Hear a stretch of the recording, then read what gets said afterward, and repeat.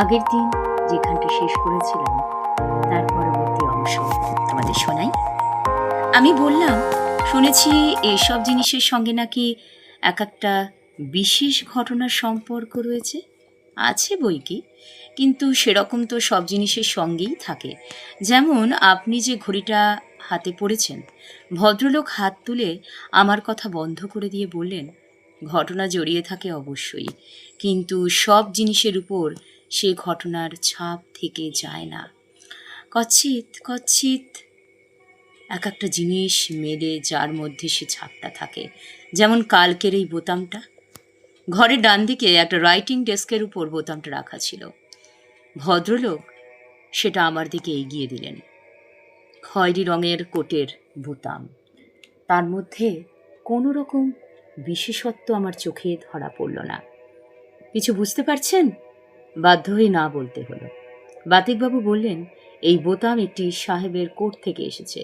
ঘোড়ার পিঠে চড়ে জলপাহাড় রোড দিয়ে যাচ্ছিলেন, বয়স 60-এর কাছাকাছি, রাইডিংয়ের পোশাক পরা, সবল সুস্থ মিলিটারি চেহারা। যেখানে বোতামটা পেলুম সেইখানটায় এসে ভদ্রলোকের স্ট্রোক হয়, ঘোড়া থেকে পড়ে যান। দুজন পথচারী দেখতে পেয়ে তার দিকে ছুটে আসে, কিন্তু তিনি অলরেডি ডেড। ঘোড়া থেকে পড়ার সময় বোতামটা কোট থেকে ছিঁড়ে রাস্তার ধারে পড়ে যায়। এসব কি আপনি দেখতে পান? ভিভিডলি। যত বেশি মনোসংযোগ করা যায় তত বেশি স্পষ্ট দেখি। কখন দেখেন? এই জাতীয় বিশেষ গুণসম্পন্ন কোনো বস্তুর কাছে এলেই আমি প্রথমে একটা মাথার যন্ত্রণা অনুভব করি, তারপর দৃষ্টি ঝাপসা হয়ে আসে, মনে হয় পড়ে যাব, সাপোর্ট দরকার। কিন্তু তারপরেই দৃশ্য দেখা শুরু হয় আর পাও স্টেডি হয়ে যায়। এই এক্সপিরিয়েন্সের ফলে আমার শরীরের টেম্পারেচার বেড়ে যায় প্রতিবার। কাল প্রায় রাত 8টা পর্যন্ত 102 জ্বর ছিল।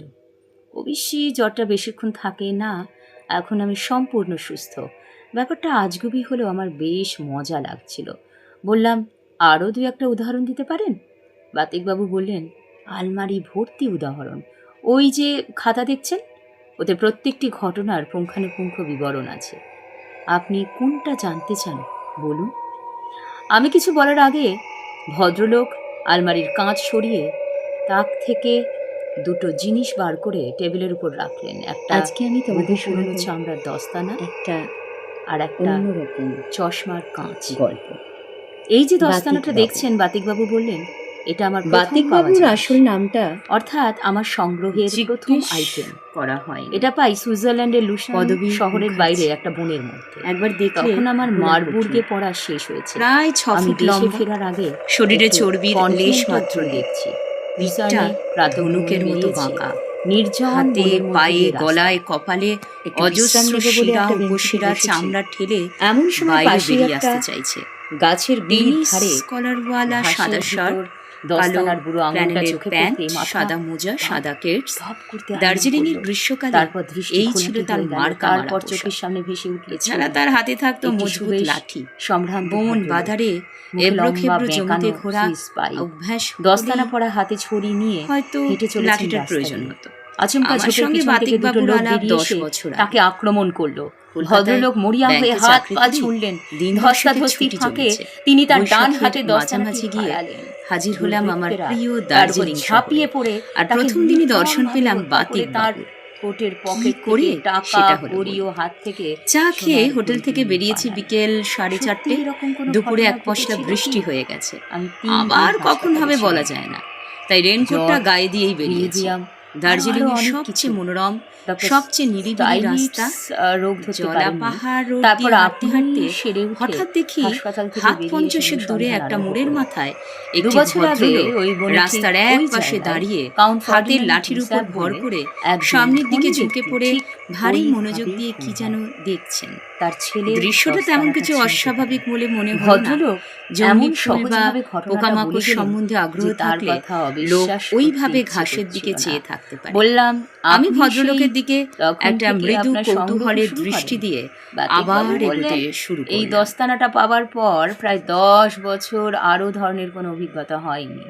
ততদিনে আমি দেশে ফিরে কটকের কাছাকাছি কলেজে পৌঁছানোর পর মনে প্রফেসরি হলো আরম্ভ করেছি। ব্যাপারটাকে যতটা ছুটিতে এখানে স্বাভাবিক ওখানে বলে বেড়াতে মনে যেতাম। হয়েছিল একবার ওয়ালটিয়ারে ততটা গিয়ে নয়। দ্বিতীয় অভিজ্ঞতা অবাক হয়। লাগলো ভদ্রলোকের সমুদ্রের একাগ্রতা তীরে দেখে। একটা আমি পাথরের ৫ হাত খাঁজে দূরে দাঁড়িয়ে এই চশমার তার কাঁচটা হাব পাই। ভাব লক্ষ্য দেখতেই করছি। পাচ্ছেন plus অথচ power এর কাঁচ। উনি আমাকে একটি সম্পূর্ণ মাদ্রাজি অগ্রাহ্য ভদ্রলোক করে চশমা খুলে রেখে সেই জলে একইভাবে নেমেছিলেন সামনে স্নান করতে। ঝুঁকে ঘাসের তিনি দিকে আর চেয়ে জল আছেন। থেকে ফেরেননি। শেষটায় তাই বাঙালি ক্র্যাম্প বুঝে ধরার প্রশ্ন না ফলে করে পারলাম তার না। কিছু শরীর হারালেন নাকি? সমাধি হয়। কোনো উত্তর নেই। ঝড়ের ভিতর লোকটা থেকে কি হাত কালা? তুলে আমার হেল্প কৌতূহল হেল্প চিৎকার বাড়লো। ভারী মর্মান্তিক। ঘটনার শেষ না দেখে যাব তার না। চশমার এই কাঁচটা একটা 4 সিগারেট বছর ধরালাম। পরের কাল। মিনিট ৩ এটাও পরে যে সত্যি ভদ্রলোকের ঘটনা অনড় দেহে সেটা যেন আমি যাচাই প্রাণ করে সঞ্চার জেনেছি। হলো। তিনি আরো এই খানিকটা moon ঝুঁকে পড়ে trying তার case। ডান হাতটা ঘাসের দিকে মৃত বাড়ালেন। ব্যক্তি টেম্বাটোরে ঘন থাকতেন, নাম ঘাসের ভিতর শিবরমন। তার হাতের আঙুলগুলো ভদ্রলোক প্রবেশ করলো। দস্তানা ও চশমার তারপর কাঁচ হাতটা উঠে এলো। যথাস্থানে রেখে বুড়ো আঙুল আর আবার তর্জনীর জায়গায় এসে মধ্যে বসলেন। একটা আমার ছোট্ট এই গোল চাকতি। আলমারিতে ভালো করে দেখে কতগুলো বুঝলাম জিনিস আছে জানেন? সেটা একটা বোতাম। 172টা। প্রায় আমার একটা গত 30 বছরের আধুলির সংগ্রহ। মতো বলুন তো, বড়। এরকম বাহ, সংগ্রহের আধুলির কথা মতোই শুনেছেন বড়। কি? আমি মাথা নেড়ে বললাম, সম্ভবত আপনার এই কুটির হবিটি যে বোতাম। একেবারে ইউনিক ভদ্রলোক এ বিষয়ে কোনো বোতামটা সন্দেহই নেই। চোখের কিন্তু সামনে আপনার এনে প্রত্যেকটি জিনিসের প্রায় সঙ্গে কি মিনিট মৃত্যুর খানেক একটা ধরে সম্পর্ক সেটাকে ঘুরিয়ে রয়েছে? ফিরিয়ে দেখে জিভ দিয়ে ভদ্রলোক চারবার গম্ভীরভাবে বললেন, ছিকছিক তাই তো করে দেখছি।